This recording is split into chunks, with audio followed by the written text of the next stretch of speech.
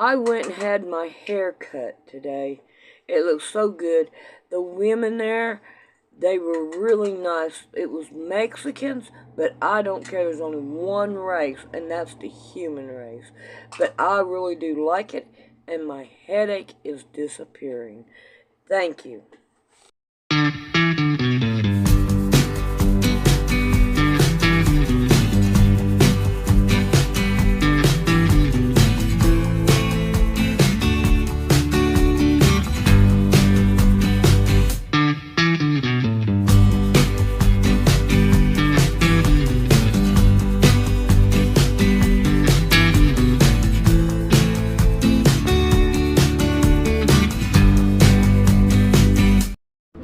Alrighty, I have been working on this because the battery was dead, and I've sewed probably right about here or here, all the way around.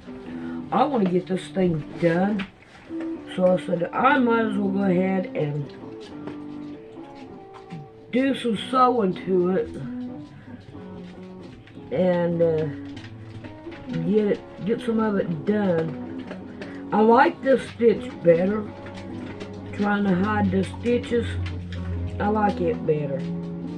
But yeah, I'm glad I got my hair cut. I need it. It's been giving me a headache because it's too long, and I'm not used to real long hair like this. Not like that. I did whenever I was a kid, but now that, you know, I'm older and I got used to it being shorter and all, it gives me headaches, so I had to get rid of it.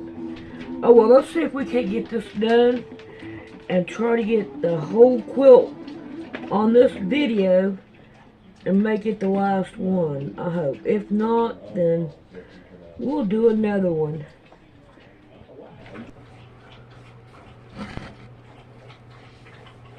Hey guys, good morning.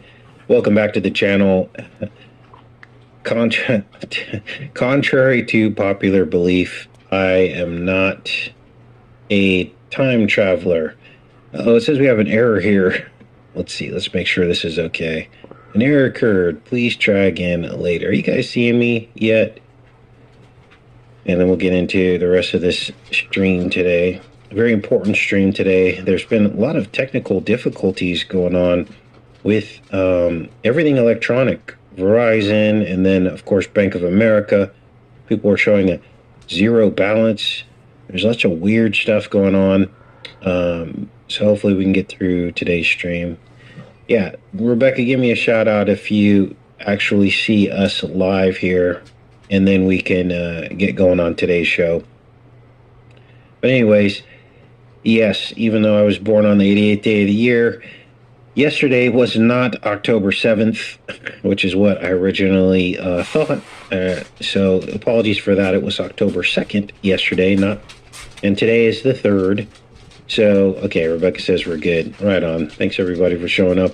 Today's show is going to be a decode on the film Millennium, which was filmed in 1988. Now, enough of you asked me to decode this film that I thought I should look back. I know I covered this film at some point, but I could not find the decode that I did on it. So I decided to do it again. And I'm glad that I did, because we've learned so much since the original decode. And that's what I'm going to present to you today. Now, I had no idea what I was going to find, but here goes. Now, let me give you the premise of this, because this was absolutely insane. The premise of this series were time travelers from the future, and their world is ending, so they have to go back in time and steal people who are already going to die anyway, for one reason or another. And they harvest people from the past by stunning them with this device. And then they replace them with corpses, with soulless golems.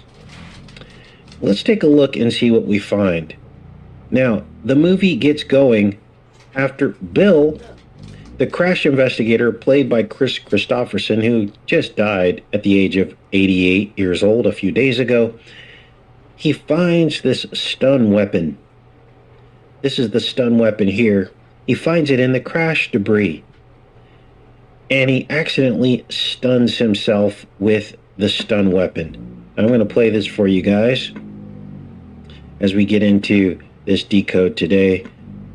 I couldn't even believe what I found in this series. Let's watch this here. Coventry, send the gate.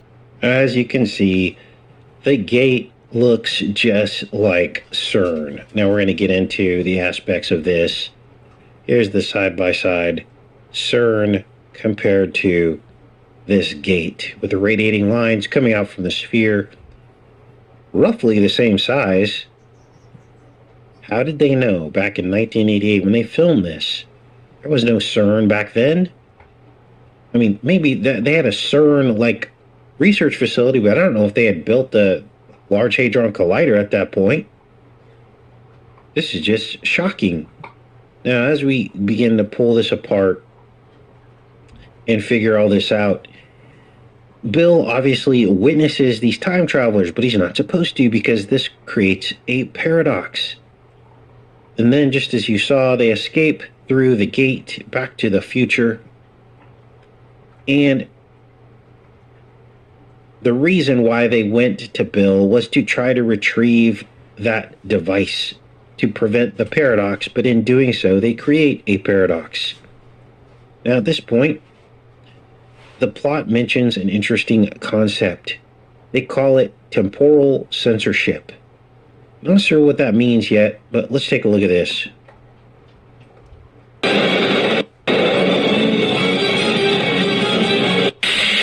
What does temporal censorship mean?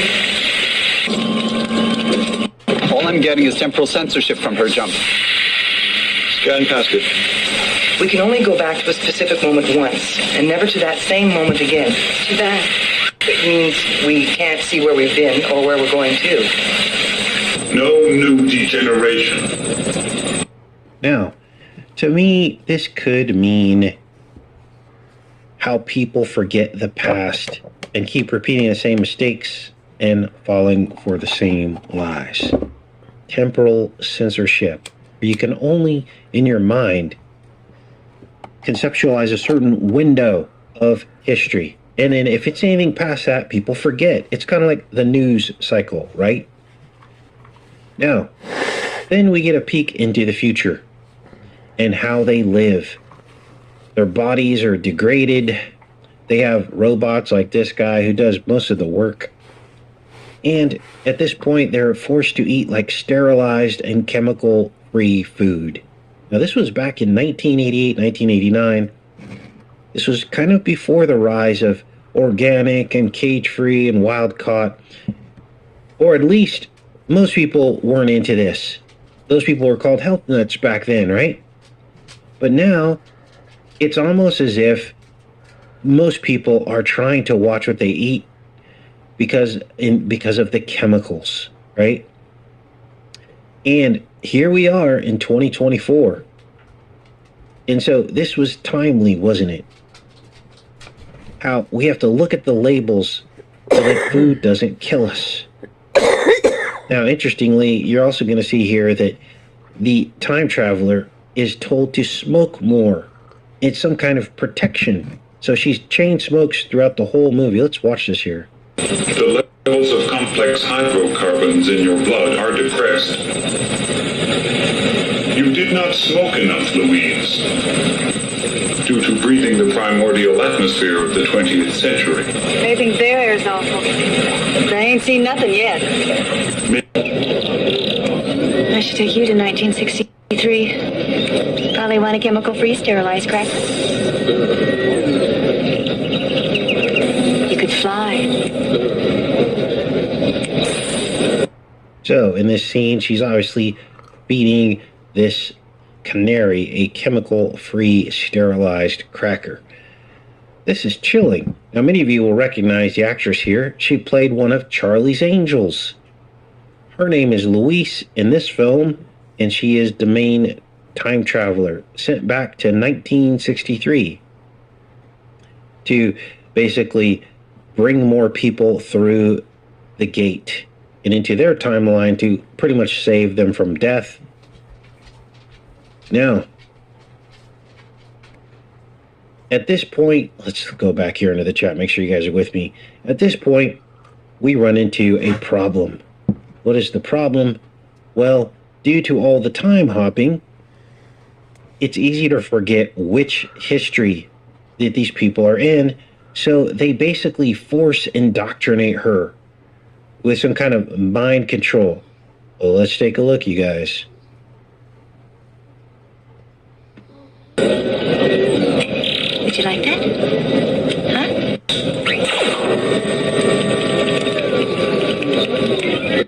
And there you can see it says rapid indoctrination tape.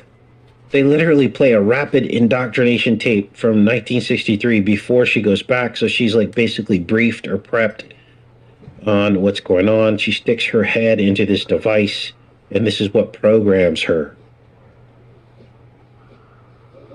There, of course, is JFK. And then we get an entire monologue about CERN, essentially. Before the CERN of today that we know of. The monologue is about smashing particles and time. And it seems to confirm this connection between portals and CERN, between time and CERN.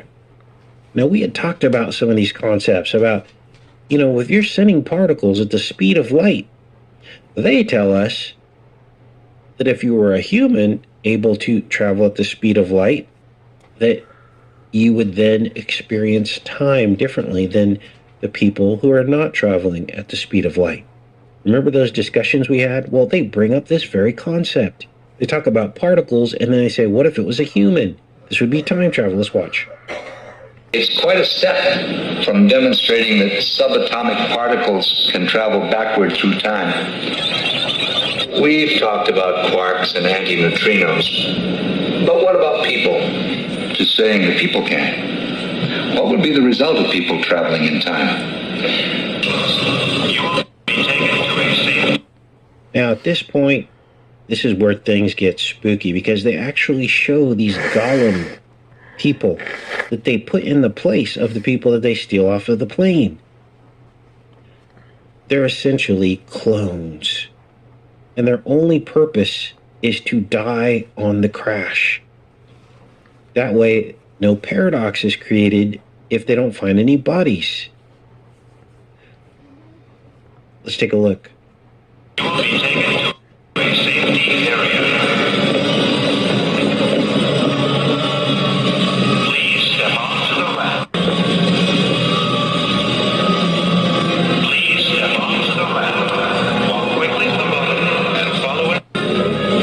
All substitute bodies will be placed strictly according to the passenger list. He must have met you previously. So what are they saying there? Well, I think what they're really saying is that the unclean spirits, which are these people left in their space, the dead people looking at themselves, the unclean spirit, it's allowed in through the needle. What do you mean? Well, the fuselage of a plane is basically a giant hypodermic needle. We've talked about this concept before, and at first it sounds silly. But when you think about films like Snakes on a Plane, which would be snakes in the needle, it begins to make sense. The unclean spirits. This is how the enemy does it. And we're going to break down that concept a little bit more as we progress through this decode, because it's actually real. We've identified another principality of the hypodermic needle. Okay, so we're going to talk about that and break all that down because it fits perfectly into the script of this movie. Now, if you're just tuning in, we are decoding the 1988 film Millennium, and I say 1988 because that's when it was filmed. It actually came out in 1989 but filmed in 1988. All right, let's keep going, you guys. Yes, the robot's name is Sherman. And then the guy in the wheelchair is Coventry. Yes, correct. Now, the council, it's basically a set of 7, it's either 6 or 7 heavily degraded people. And they're in these what resemble copper phone booths. We talked about copper phone booths, haven't we? And here they show up in retrospective in this film. Let's watch. Walk quickly to the boat and follow it. All substitute bodies will be placed strictly according to the passenger list. He must have met you previously. Therefore, you did go back. Must go back. Now, there they are in these creepy, what look to be circular telephone booths that are made out of copper. And I believe this is the time travel aspect. This is how the possession occurs. They have some kind of device, and this somehow facilitates this possession matrix. And this is why they're trying to surround us all with a bunch of copper, aren't they? Copper base stations for 5G technology and beyond. Many, many more base stations compared to 4G technology. Magnitudes of 100. So these things are going to be everywhere. Essentially locking us into a copper cage. We also have copper wiring inside of our homes. We're essentially inside of a copper cage all around us. And you have to wonder what this is about. So as you saw, this lady, one of the council members, she wears a prosthetic skin suit to hide her genetic deformities.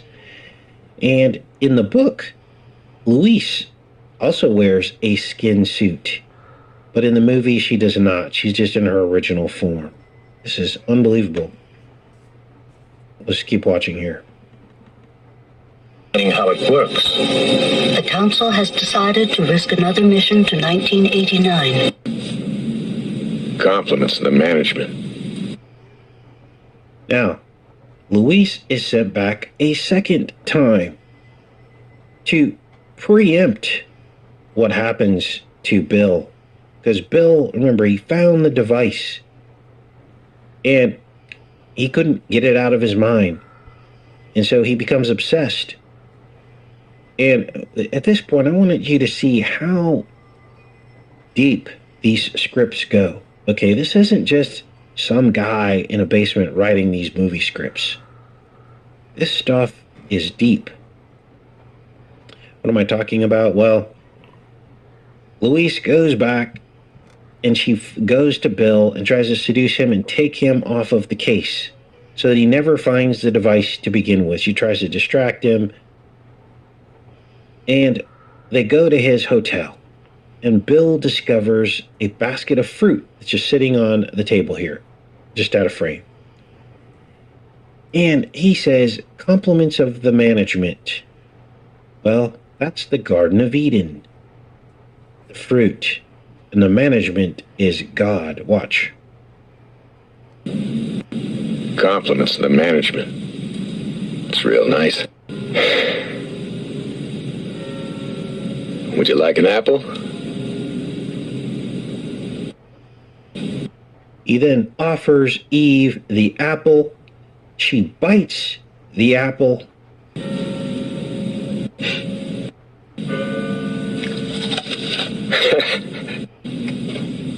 I don't know. You just seem to do everything a little different from everyone else.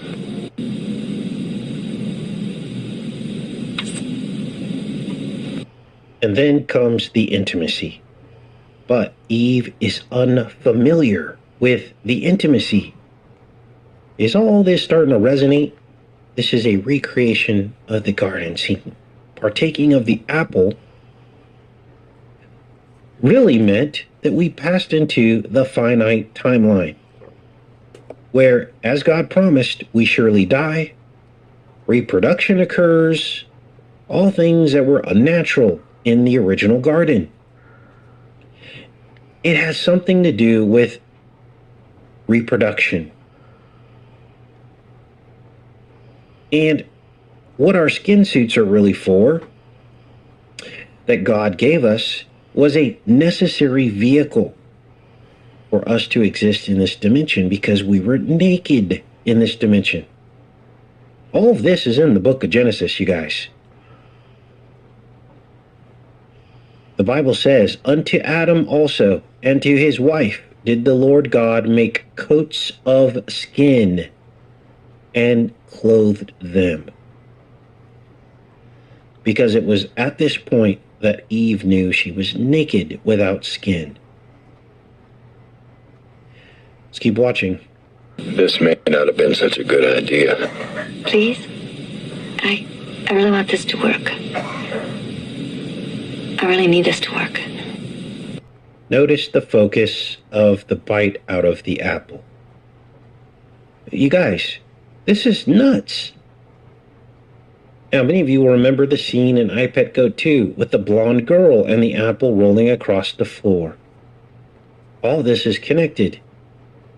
The Garden of Eden being depicted here, sexual reproduction is linked to the partaking of the fruit, which then bears more fruit, just children. And that's what's described in the Bible as children.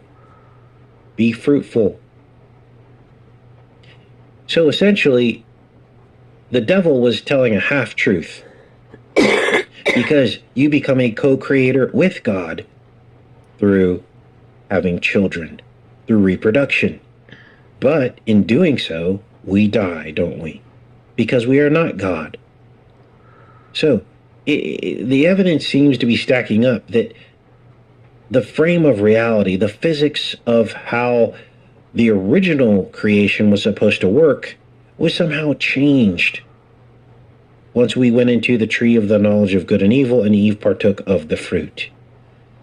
This is when Genesis says that God said that Eve would experience birth pangs, as if it were something new that had changed her physiology somehow. And God told Adam, you will sweat. So our bodies changed. Birth pangs and sweat were not natural. Otherwise, God wouldn't have said that that was going to happen. We became different, altered. Now, at the end of the movie, and I didn't capture a clip of this, but Bill and Louise have a child, or are going to have a child. She's expecting after this union. Now, I want to be clear here. The Bible does mention flesh before the act of sin. I'm not here to deceive you or give you misinformation. The Bible does mention flesh. Let me see, I think I have a couple of these verses pulled up. Garments of skin. This is Genesis 3:21. And here is the word for flesh. It's ubeser. Ubeser. Bone of my bones and flesh of my flesh. This was after God took Eve from Adam's side. So there was flesh. But if you think about it, flesh could be beneath the skin. And flesh and skin could be different. So maybe this is why God talks about fleshly desires. Okay? It's the flesh or the skin that we're trapped in that causes the desire. And this original desire goes all the way back to the garden. Now, to me, it's amazing to think about these things. I can't wait to know the ultimate truth when we're with the Father. Now, let's go back here and keep watching here. Now, this is Bill Smith. He plays Bill Smith is Chris Christopherson, who just died at 88 years old. Let's watch this here.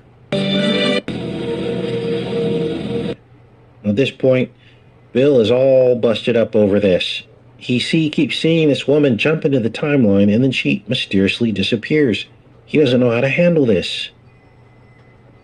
So he becomes obsessed with time travelers and the things that he's seen, and he realizes that they can drop into the timeline whenever they want, and they have immense power, but he has a really big problem explaining this to the board who have tasked him with investigating the crash. Watch. And now they're watching me. They can go anywhere. There was this girl.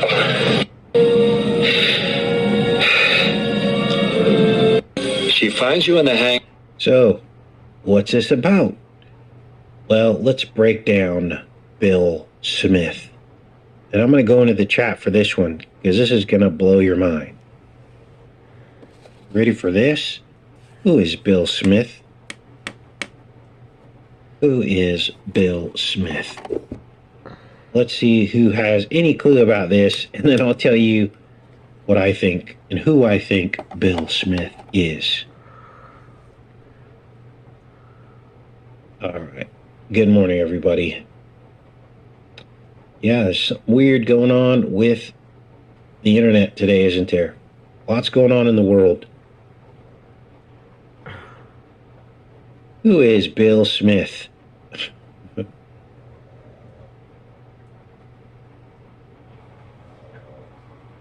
All right. Kind of like a phone booth portal. Yes.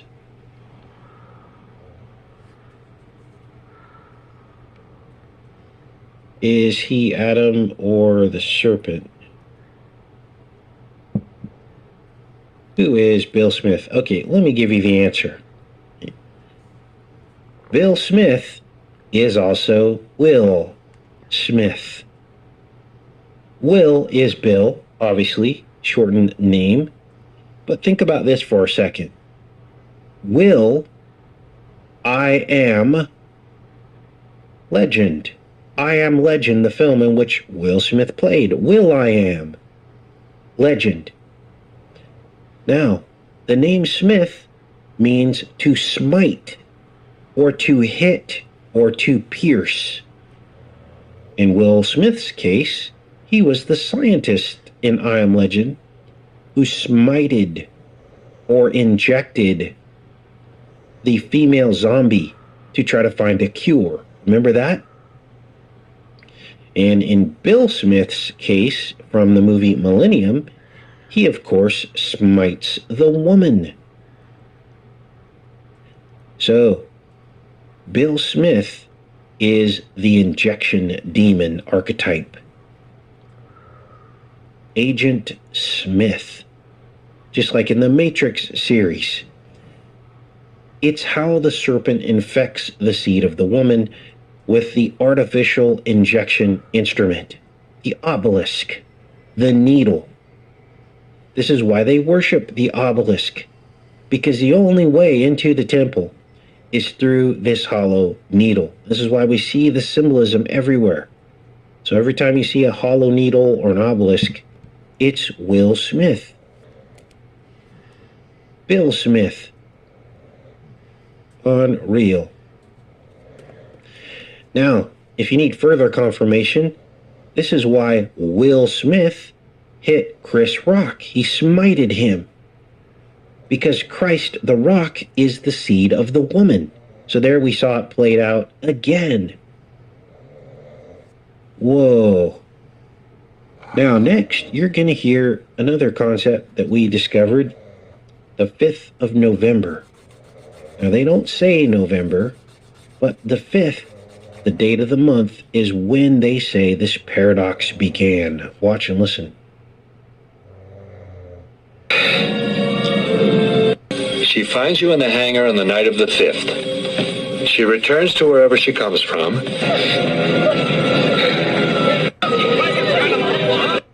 Now, you're not going to believe this either. But Chris Christopherson becomes the Trump archetype. Trump's got to be way up there on the dead demon list. Because what I'm going to show you next, you're not going to even believe. This is, now listen closely, because it's pretty simple, but it's going to sound crazy. This is a young Chris Christopherson in the film. And he appears on the plane in 1963, which of course was the year of the JFK assassination. Remember, Trump was 17 years old at the assassination of JFK? And JFK's memorial is shaped in the letter Q from the air, which is the 17th letter of the alphabet. Well, this boy you're looking at right here, who plays the young Bill, was actually Trump's age when Kennedy died in this 1989 movie. He was 17 years old. 17, the same age as Trump in 1989 when this film came out. But of course, the scene in the film is from 1963. So, Bill actually meets Louise once as a 17-year-old boy in the scene, as you just saw. Let's play a little bit more of this. He finds the device. He then meets her again as an adult in 1989.